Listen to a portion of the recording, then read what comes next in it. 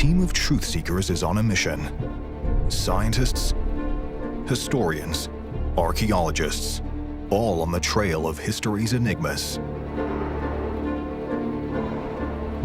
Searching for the truth behind the greatest mysteries known to humanity. Some of the most iconic artifacts of the last 200 years, the incredible crystal skulls. With only a handful in existence, explorers have searched for them, collectors have sought them, and both scientists and occultists alike have tried to unravel their mysteries. But who carved these exquisite objects, and what were they designed to do? Ward off death? Bring forth disaster? Or unite the world and bring about a new age? In London, our team assemble. Our 4 Truthseekers combine decades of experience in different fields. But they all have one goal: to apply their knowledge and reveal the truth. There are mysteries, and then there are mysteries. I have always loved uncovering the secrets of the past. We need to go back and unpick the untruths from the truths. Age-old problems that we've been asking ourselves over 100 years, really, can now be solved. They'll follow the clues left behind, unravel the secrets of the past, separate fact from fiction, and together they'll uncover the truth behind the greatest mysteries ever.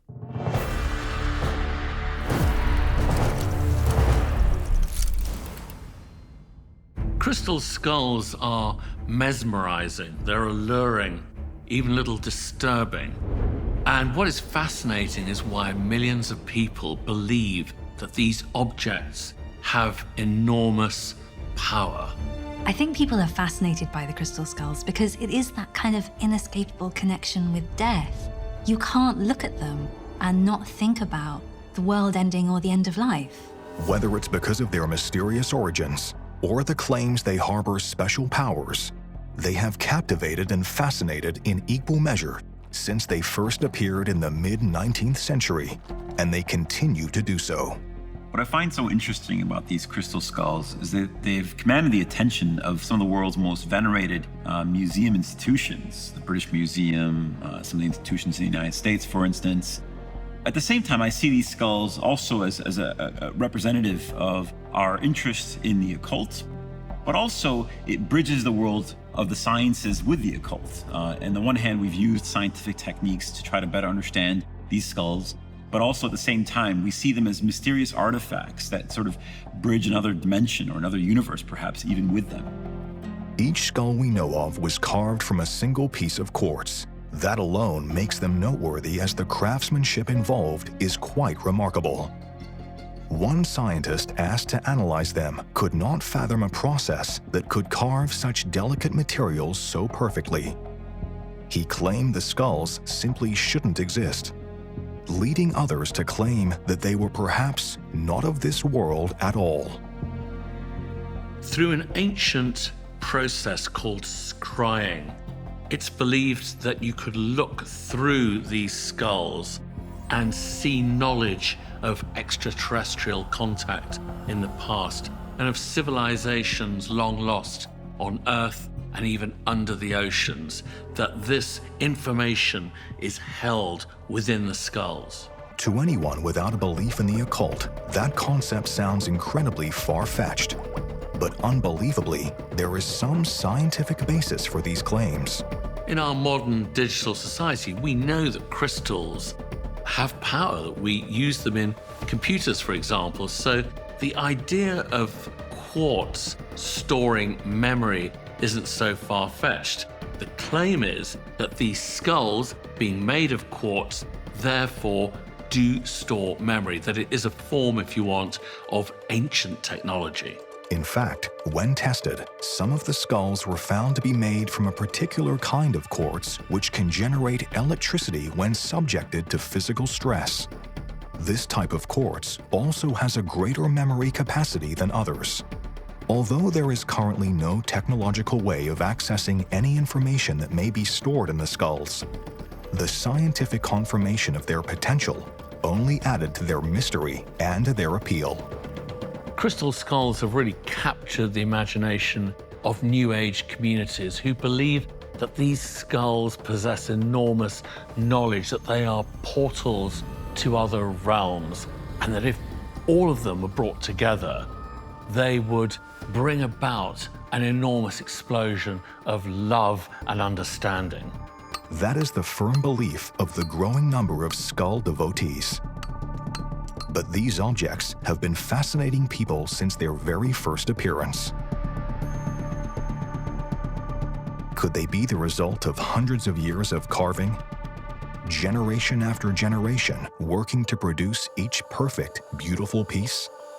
Or are they too delicate to have been carved by human hands at all? And are actually evidence that we're not alone in the universe? Can our truth seekers succeed where so many have failed and finally discover the truth? Anthropologist Dr. Karen Bellinger is an expert on the connections between artifacts and ancient societies. I'm Dr. Karen Bellinger. I've traveled the world exploring sites from prehistory to the modern day in search of what it means to be human. And for her, some of the most interesting elements of the crystal skulls are the culture they are claimed to have emerged from, the Mayans of Central America. The Maya thrived in the area of modern-day Mexico, Guatemala, and Belize around 8250 to 900. And they were expert agriculturalists, mathematicians, and astronomers. They also were amazingly gifted artisans working in stone, including jade, pyrite, obsidian, and crystal. The Mayan civilization thrived for centuries before coming to an abrupt end. Their stunning cities were lost to the rainforests. It wasn't until the 1830s that explorers sought to discover what remained. And they found some of the most famous and spectacular ruins in human history. On these, they discovered macabre decorations and sculptures. Because like many of the civilizations that had gone before them, the Mayans were obsessed with the human skull. The human skull was central to Mayan belief systems and practices. From appearing across monumental carvings to playing a key role in their ceremonies and rituals, including human sacrifice, to the point that there was very little in daily life for the Maya that did not revolve around skulls and their imagery. Each new expedition to Central America brought new discoveries. The salons and intellectual circles of Europe were hooked on this new culture. As tales of temples dedicated to human sacrifice and decorated with human skulls were told, its grip only tightened further. The significance of skulls was obvious, but crystals were also seen to have played a key role in Mayan society. We know that crystals were deeply significant to the Maya, and particularly crystals that were found in cave contexts. And that's because caves themselves were very important locations. They were liminal spaces between the earthly world and the world of the gods or the ancestors. We believe today that Mayan crystals were used for scrying, the practice of staring into a reflective surface until your mind clears and you reach a higher state of consciousness. For the Maya, scrying involved trying to peer beyond the everyday world into the metaphysical for the purposes of obtaining guidance or prophecy. The stories emerging from the jungles of Central America began to transcend simple curiosity. They spoke to a deeper need for the European audience. It was the perfect discovery for the time. So the myth of the crystal skulls really starts in the mid-19th century. And this is a time of incredible war, the Crimean War, American Civil War, and also terrible death, disease. These epidemics mean that death is everywhere. With thousands being lost to war, famine, and disease on a weekly basis, the new discovery of a lost society that had temples dedicated to ritual sacrifice spoke to the people of the age. They also had a shared symbol. Skulls have always been a motif in European culture, from pirate flags to literature and art. But in the start of the 19th century, we start to see these amazing diableries. And in France especially, they kind of ape the court of Louis Napoleon. Now, these depict skulls and skeletons at parties, at plays, and in politics. So it's really a kind of motif for the danger of political corruption at the time. The skull and skeleton were powerful symbols in Europe and used in many contexts. They were nothing out of the ordinary. Today, we might view skulls as quite a rare thing, but we have to understand that in our past, skulls were everywhere. They were on churches, they were on temples. We see them in ancient Maya culture, we see them across European culture, and it's something that people were very connected to. The pieces of the jigsaw were coming together. The recent rediscovery of the Mayan civilization, the obsession with death and skulls, the belief that the Mayans had a mystical relationship with crystals. Looking back, what happened next appears almost inevitable. Into this world of death and drama, in 1856, the British Museum acquires what we think might be the first ever crystal skull. And it's from a collection by Henry Christie, who's a banker. Little is known about the origins of this ornate skull, about an inch tall. But it was merely the first. More were to follow. They would be bigger and more striking, but their origins all equally mysterious. In fact, even those who owned the skulls seemed to know very little,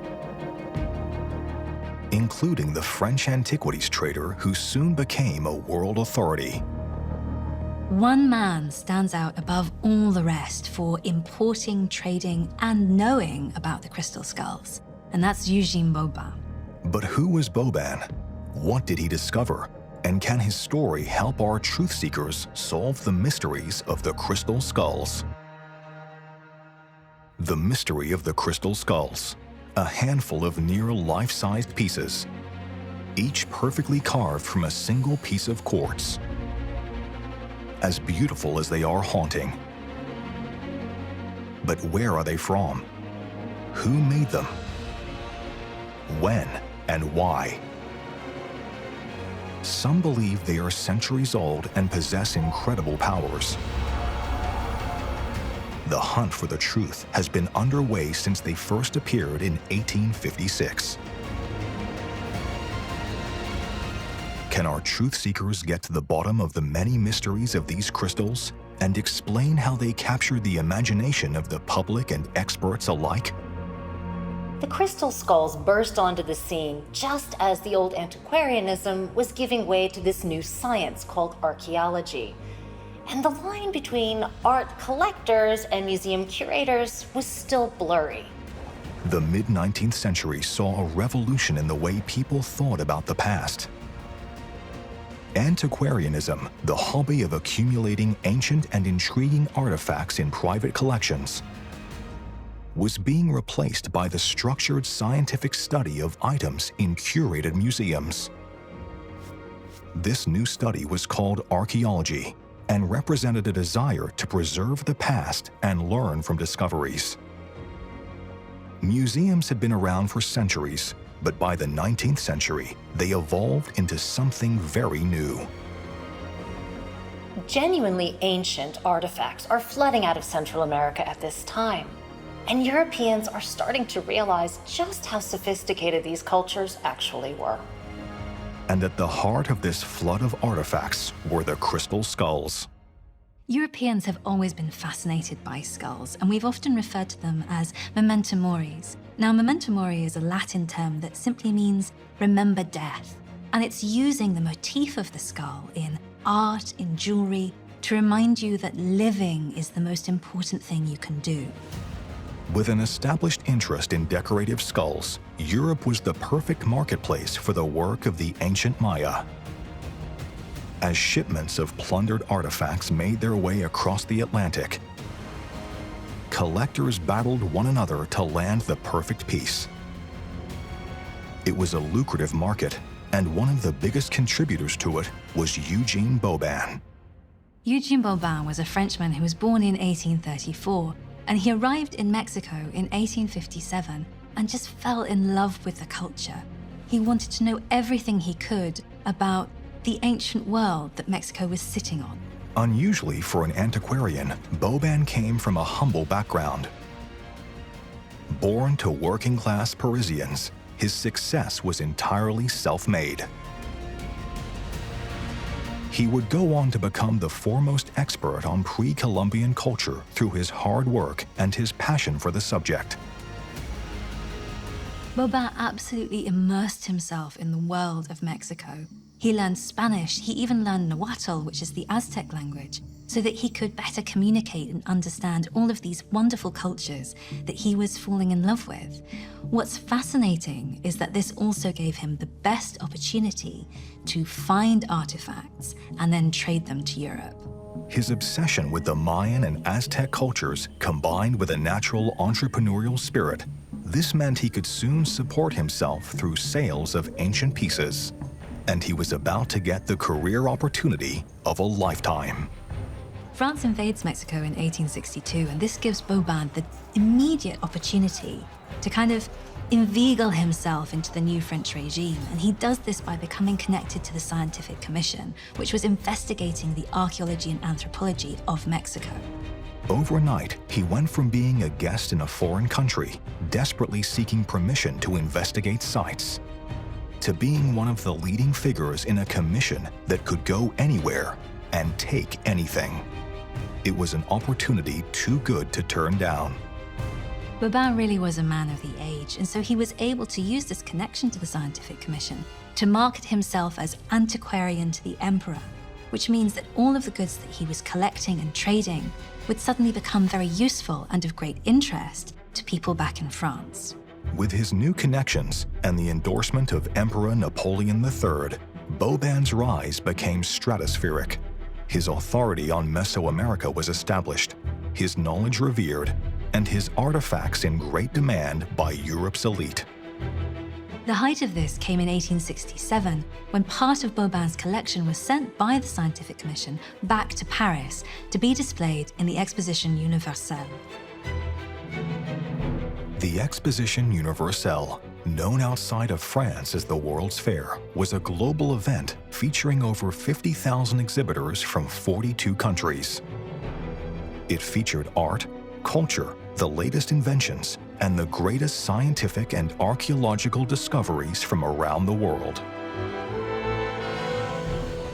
It was the perfect place for Boban to announce his expertise on the world stage. Just 2 years later, he returned to Paris with his vast collection and opened his own shop. Boban's shop, Mexican Antiquities, is directly opposite the Musée de Cluny and just around the corner from the Sorbonne. So it's in the heart of kind of the intellectual world of Paris, which means he's going to have customers who are scientists, historians, anthropologists, and his expertise is going to become known really widely. It was here, with a seemingly bulletproof reputation and an unquestioned authority, that Boban introduced the world to something that nobody had seen before. In 1881, Boban markets something very new.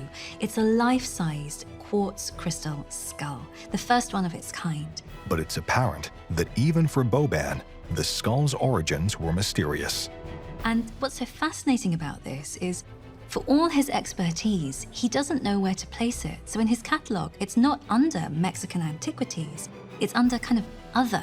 So he's obviously a bit confused or a bit suspicious about its origin. The skull was a hit, with an incredible price tag of 3,500 francs, around 30,000 euros today. It unsurprisingly didn't sell, but it drew many to his shop to marvel at the exquisite carving and to speculate on its origins. In this time of discovery, to own something new and mysterious was a real coup. As the 19th century wore on, people were looking for more and more fascinating objects. The crystal skull myth really takes advantage, or represents in some ways, a kind of space between archaeology as a science and an age when people were really collecting objects for collecting objects' sake, kind of collections, if you will. Cabinet of Curiosities, as it was once called. So these skulls come from a time when people were simply looking for artifacts of great interest and wanted to collect them. It would be easy to believe that the fascination with the crystal skulls was limited to the distant past, when knowledge was more limited. But fast forward 60 years to the late 1940s, and the next big name in crystal skulls enters the story. Interestingly, shortly after the end of World War II, in another era dominated by death, our understanding of the world and of history had moved on leaps and bounds, but we still had room for a mysterious tale. Enter Frederick Albert Mitchell Hedges. Mitchell Hedges trod a fine line between fact and fiction. He was an adventurer, but also a storyteller and a journalist. When Mitchell Hedges went deep-sea fishing, he found sea monsters. When he went to the jungle, he found lost civilizations. According to Mitchell Hedges, he gambled with J.P. Morgan, the great banker. He shared a room with Leon Trotsky, the Russian revolutionary, and he had a punch-up with Pancho Villa, the legendary American political leader. And it was in 1949 that Mitchell Hedges confided in his local newspaper that on one of his incredible adventures in the 1920s, he had discovered a life-size crystal skull, almost identical in size and design to Boban's, which was now held at the prestigious British Museum. It was the greatest discovery of his extraordinary life. In his version of events, which he wrote in a book called Danger, My Ally, Mitchell Hedges claimed that he found the skull in a Mayan temple in a place called Lubantan, British Honduras, what's now Belize, and that this skull had been used by the Mayan high priests in their rituals, and it had possessed deadly power. But now Mitchell Hedges owned it. His claims about the original purpose of the crystal skull played into the public's continued fascination with the Mayan practice of ritual sacrifice. The public appetite for antiquity may have dulled since Boban's days, but this story of a carved skull that was the embodiment of evil was still compelling. Mitchell Hedges' crystal skull was known as the Skull of Doom, and he claimed that if anybody so much as looked at it or even laughed at it, worse, they could be killed by its sheer power. But how could such a powerful item have come into being? And how would a foreign adventurer be allowed to take it from its home? He claimed in his book that the skull had been dated back to at least 1600 BC and had been gifted back to him as a mark of respect by his Mayan hosts who had told him of its deathly origins. To explain how the skull was made all those thousands of years ago, Mitchell Hedges came up with a theory that it was gradually eroded into shape using sand. So this rock crystal object was fashioned generation after generation into a skull. This process, he claimed, took at least 150 years to complete. And so the legend grew. This incredible act of human dedication was added to the remarkable skill and craftsmanship already on display. The Skull of Doom's remarkable similarity to the authentic British Museum skull was believed by some to be an indication that it was a forgery, a theory that was compounded by the fact that it had identical measurements to a crystal skull auctioned at Sotheby's in 1943. But if the skull was a modern copy, or had been bought at auction and not discovered in Mexico, Mitchell Hedges and his family certainly weren't admitting it. After Mitchell Hedges' death, his daughter Anna kept the story of the Skull of Doom alive throughout her long life. In 1972, claiming that she had discovered the skull in a Mayan temple under the altar, the jawbone first, and then the rest of the skull. And she stuck by this story that she had found it on the 1st of January, 1924, on her 17th birthday, and she never deflected from this account. Could it be possible that two almost identical ancient crystal skulls were discovered half a century apart? Both in pristine condition, both willingly relinquished by the descendants of their Mayan creators? Or were the doubters correct? Were the public, collectors, and experts alike being fooled by some incredible works of forgery? Could scientific analysis discover the truth?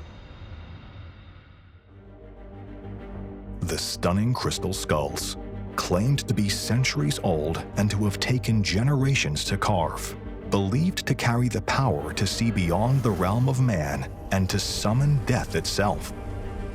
Owned by the great academic institutions of the age and thought to be some of the greatest artifacts of the pre-Columbian era.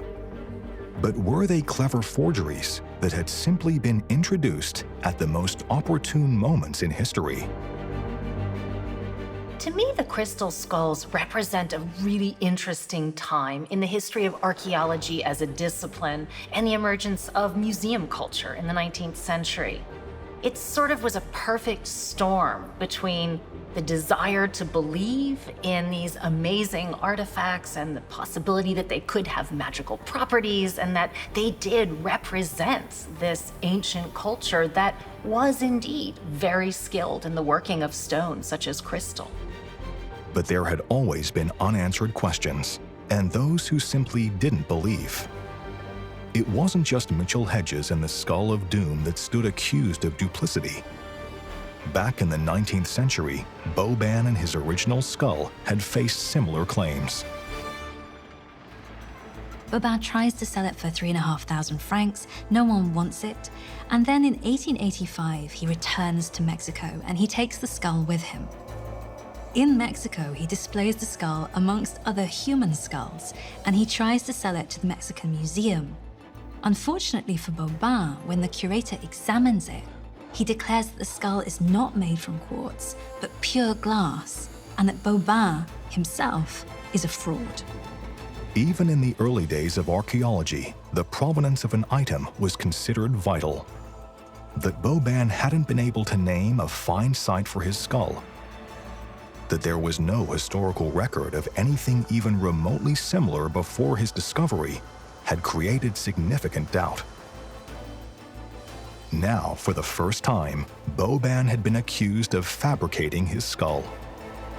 In an industry where reputation was paramount, it was a fatal blow to his prospects. So Boban's reputation has been trashed, and he packs up his things, he flees to New York and sets up a new auction house. Here, he manages to sell the skull for the first time to Tiffany's for $950. This 1886 purchase, $30,000 in today's money, revealed more about the claimed history of the skull. It had allegedly been sold to an English collector by a Spanish officer who had taken it from Mexico before the French occupation, and Boban had acquired it after the collector's death.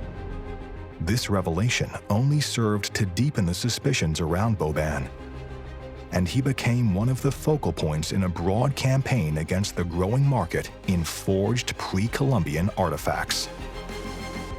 In the 1880s, there is this huge push towards trying to oust fakes and fakers, and things like the Science Journal make fantastic articles talking about this trade in spurious antiquities.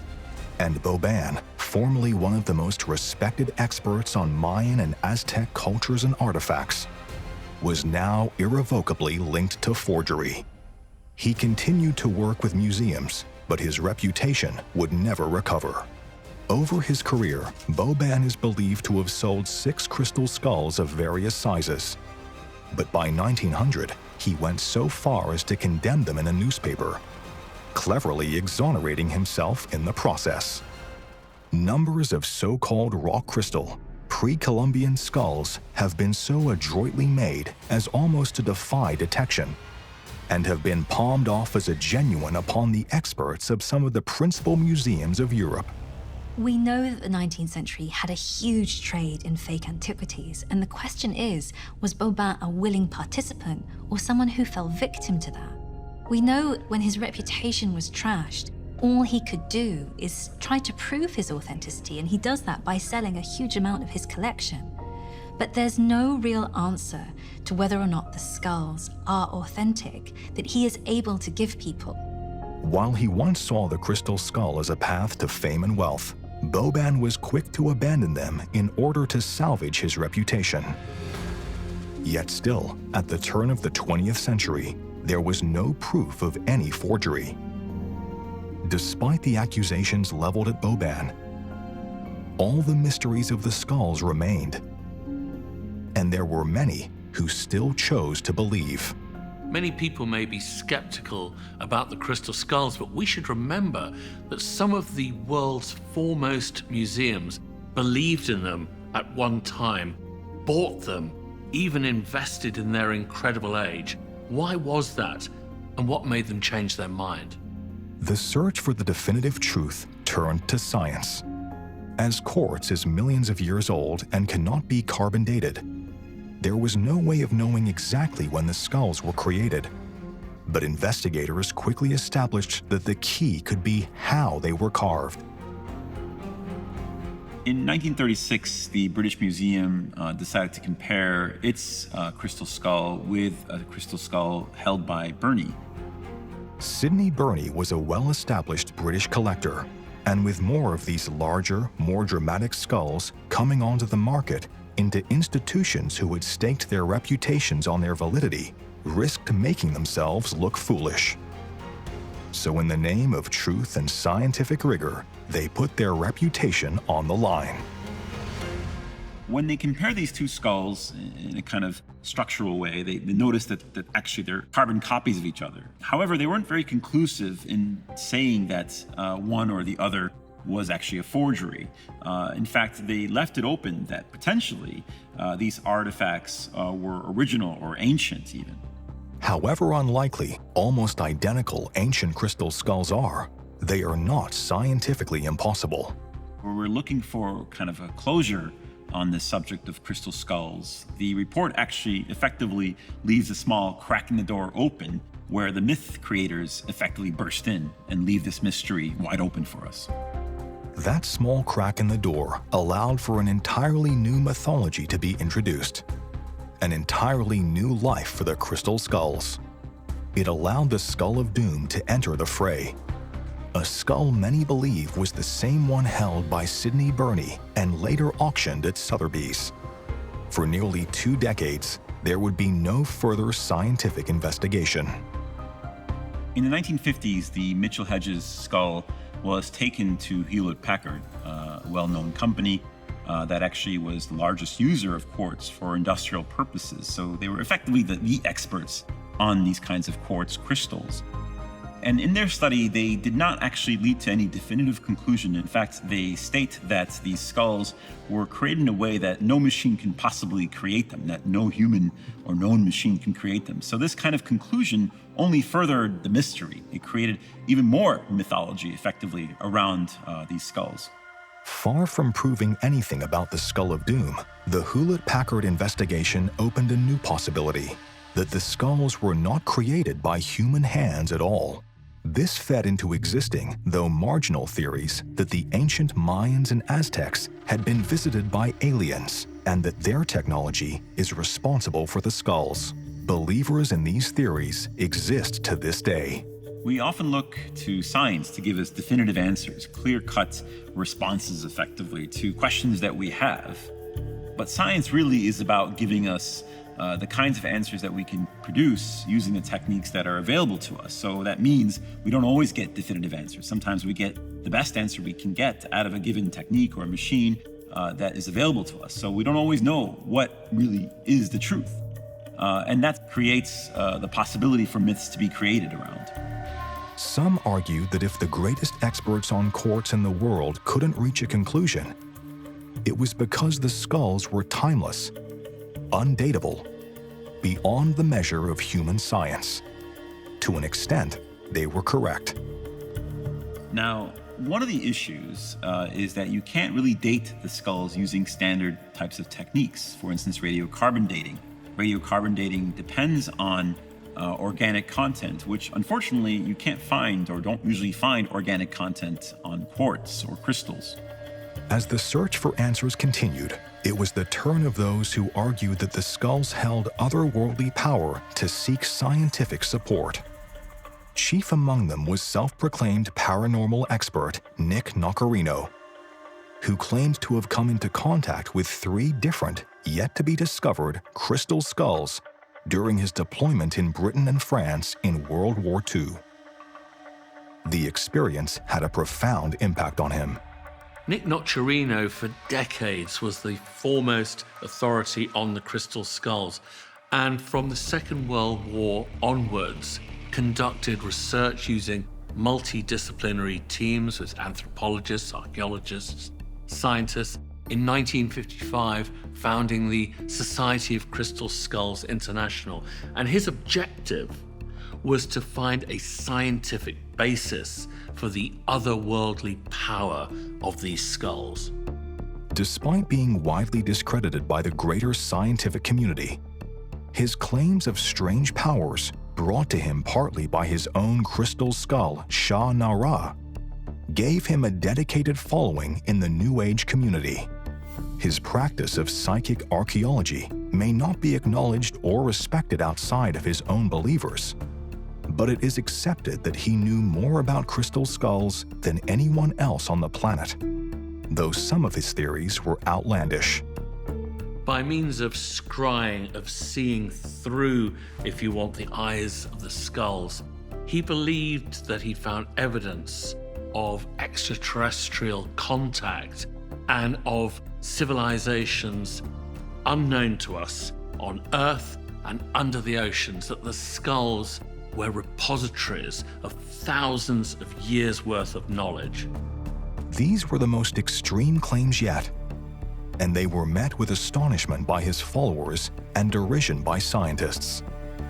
With science leaning more and more towards the idea that these skulls were most likely forgeries, those who believed in their age and power were becoming more and more marginalized. While mainstream academic opinion scoffs at the crystal skulls, let it never be forgotten that the British Museum and the Branly Museum in Paris and the Smithsonian believed that the skulls that they bought, were the real thing for many years. Could science put an end to the debate once and for all? Will our truth seekers discover the origins of the enigmatic crystal skulls? Or will their mysteries persist? Once believed to be genuine historical artifacts many centuries old, they were held by some of the most famous museums in the world. New Age believers claim they were made by aliens and store memories of other worlds. And scientific efforts to refute these theories have yet to produce conclusive proof. The skulls have been doubted, but never debunked. But could it be that science has finally caught up with the crystal skulls?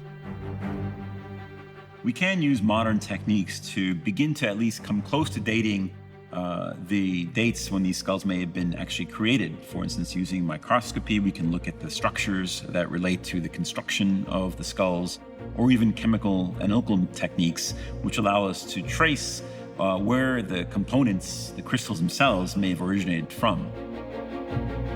These new technologies and techniques emerged in the 1990s. Now all it required was a willingness to test the skulls. And that came from 2 experts at the Smithsonian Institution and the British Museum. Thankfully, the techniques that are needed to help determine the authenticity of the skulls do eventually come along.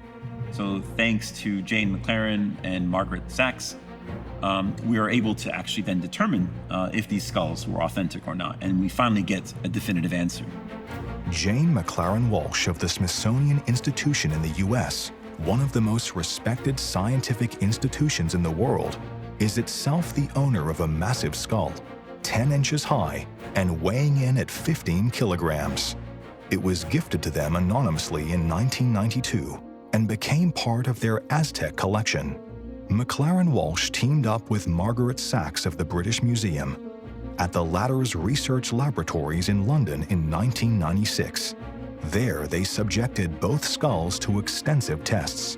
They began by putting them under one of the world's strongest microscopes. Pre-Columbian carvers often left marks on their works which were effectively irregular, not clearly defined in any kind of sort of uniform way, at least. And so these kinds of patterns are quite different from modern machinery, which often leave quite regular, straight markings, for instance, very regularized types of patterns that are clear to us. By comparing the markings to those on a crystal goblet that was known to be genuine, the difference was immediately apparent. The irregular marks on the goblet were the result of hand carving. Those on the skulls displayed irregularity that only comes from machine working. The tales of hand carving over generations could now be dismissed. The skulls could not be pre-Columbian. Even if they had been made on one of the first rotary wheels in the Americas, they would only date to the 1500s. In all likelihood, they were much younger than that. It was a devastating blow to the mythology of the crystal skulls. And more was to follow. Scientists apply a technique called Raman spectroscopic analysis, which effectively allows them to determine the chemical composition of the crystals. Already reclassified from ancient to old by the venerable institutions testing them, this revelation was another crushing blow to those who believed in the skulls. Geologically speaking, the crystal in these skulls has been traced to Brazil and Madagascar, which is miles away from Mexico, and neither do either country have any sort of record of trade routes with the ancient Maya. Not only were they not made in the claimed time period, there was now a strong chance that at least one of them wasn't even from the same continent. If the skulls hadn't been carved in Central America, then where? We do know that carvers of crystals in general from Germany and France did actually get their crystals from Madagascar and Brazil. It was becoming clear that far from being mystical ancient sculptures, these skulls were actually just brilliant pieces of art endowed with an ingenious backstory or provenance. Worse was to come for the Smithsonian skull, when microscopic trace elements were found on its surface that meant it was carved in the 1950s at the very earliest. There was no doubt the skulls were fake. Personally, I don't believe for a second that any of these crystal skulls were produced by the ancient Maya. For so many reasons, we can rule that out. But I do think that they are testament to the enduring power of Maya culture and its appeal worldwide. Indeed, even today, more than 2 decades after the indisputable scientific findings removed even the remote possibility of the skulls being Mayan, there are some who prefer the myth to the truth. For the scientific-minded, though, there are still questions to be answered, mysteries to be solved. So where did this first generation of crystal skulls come from? Smithsonian anthropologist Jane Walsh has suggested that they might have been collected from old Mexican churches, or that they were produced by a single artisan or workshop. History is littered with opportunists taking advantage of archaeological trends and fashions. Italian tradesmen making dubious fortunes trading in less than legitimate Roman antiquities, or the Egyptian bazaars of the early 20th century full of tomb artifacts of questionable age. Looking at this from the point of view of local artisans who may well have held a great deal of pride about their own Maya roots, it's just not hard to see how this market swelled and how they might have jumped to fill that need. I mean, those Europeans, they were desperate for these artifacts. And, one could convince oneself of just about anything in a situation like that. As with any fraud, this required 2 willing participants. It seems that European and American collectors were all too willing to believe, to retain the hope of capturing a unique and mystical piece of history. What is less clear is whether the original advocate of the crystal skulls was in on the deception. Recent evidence has shown that there was a village creating crystal skulls at the time that Vauban was in Mexico. So the question now remains, is this a trade he was knowingly part of, or was he duped? Whilst it's hard to believe that someone with Vauban's undeniable depth of knowledge about Mesoamerica could be taken in by such a fanciful tale, It's equally hard to imagine that he would risk his entire reputation for one single piece. A piece he didn't even list as a Mexican antiquity. Despite the strong suspicion that he knew what he was doing, the jury is out on Boban, who was undoubtedly a devoted expert to his field and was badly damaged by the accusations of fraud leveled at him. History is likely to be somewhat less generous to British adventurer Frederick Mitchell Hedges, however. Now, Mitchell Hedges claims to have found a crystal skull in a lost city, Lubenton. The problem with that, of course, is Lubenton was already discovered some decades before Mitchell Hedges claims to have made this discovery. So it's not really a lost city when someone else has discovered it. So this was a man who loved telling stories, telling tales, and shall we say, embellishing the truth a little. And with the Skull of Doom still having admirers and believers right around the world, this was undoubtedly the greatest story he ever told. Yet despite the thorough scientific debunking of their supposedly mysterious origins, these crystal skulls continue to fascinate the general public and academics alike. Not a single one has come out of a properly documented archaeological site. And yet, I still am so curious about how they have continued to hold the imagination, and they still have pride of place in museum collections worldwide. Some skulls continue to be displayed in respected museums. These curios from a bygone era, perhaps more suited to a gallery than a scientific institution, are abiding proof that even those who know their history want to believe in something magical. The British Museum and the Smithsonian have, however, relegated their skulls, the skulls that finally solved the mysteries, to locked cabinets far away from the eyes of visitors. So one question that emerges is, why do reputable institutions such as the British Museum or the Smithsonian still hold collections of crystal skulls? And I think the answer is that these crystal skulls have their own history.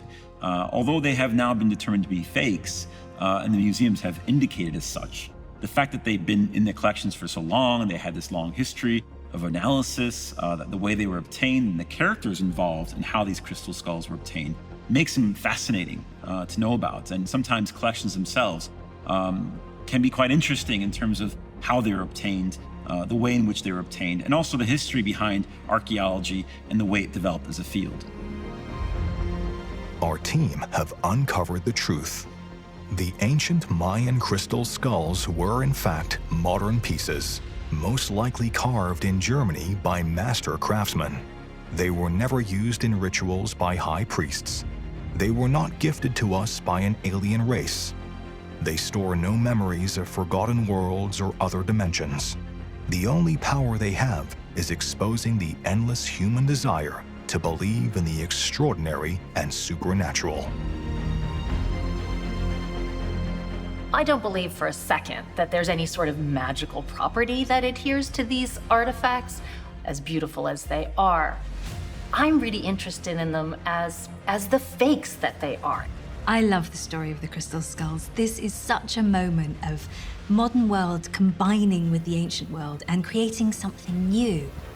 Well, I came to this subject with a huge amount of skepticism.